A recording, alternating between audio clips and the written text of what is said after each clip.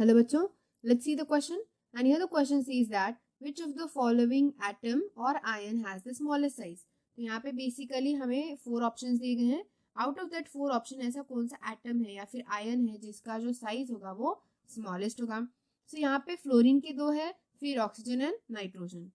तो उससे पहले हम एक बार पीरियोडिक टेबल को ऑब्जर्व कर लेते हैं. तो यहाँ पीरियोडिक टेबल में देख सकते हैं हम कि नाइट्रोजन, ऑक्सीजन एंड फ्लोरीन ये यहाँ पे प्रेजेंट है. हियर दे आर, राइट, जो हमें ऑप्शंस में प्रेजेंटेड है.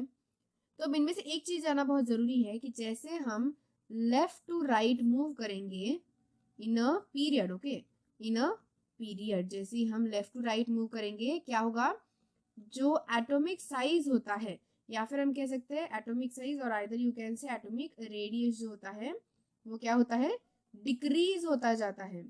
तो जैसे एटॉमिक रेडियस डिक्रीज होगा यानी कि ओवरऑल एटम का साइज डिक्रीज होगा, राइट. तो इसका मतलब यहाँ पे नाइट्रोजन का साइज जो होगा वो सबसे ज्यादा होगा और सबसे कम होगा फ्लोरीन का, बराबर.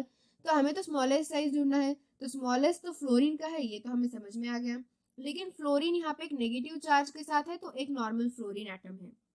तो यहाँ पे ये भी समझते हैं कि अगर किसी भी एलिमेंट का अगर अनायन प्रोवाइड किया गया हो तो ऑब्वियसली वो साइज में लार्जर होगा देन द नॉर्मल वन. मतलब हम अगर कोई नॉर्मल न्यूट्रल एलिमेंट लेते हैं, पैरेंट न्यूट्रल, जैसे यहाँ पे फ्लोरीन लिया गया है, तो फ्लोरीन जो न्यूट्रल वाला है प्रेजेंट ऑप्शन ए में, तो उससे तो साइज में ऑब्वियसली फ्लोरीन नेगेटिव ये जो है वो साइज में बड़ा होगा, लार्जर होगा. क्यों?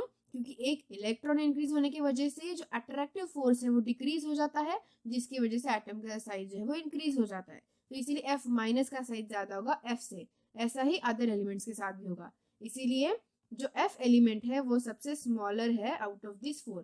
अगर इन 4 ऑप्शंस में कंपेयर करें तो सबसे छोटा फ्लोरीन है, normal fluorine, just F, okay. तो इसीलिए यहाँ पे हमारा आंसर भी क्या आएगा, option number A will be the correct answer for this given question. So I hope you got the answer very well. Thank you and all the best.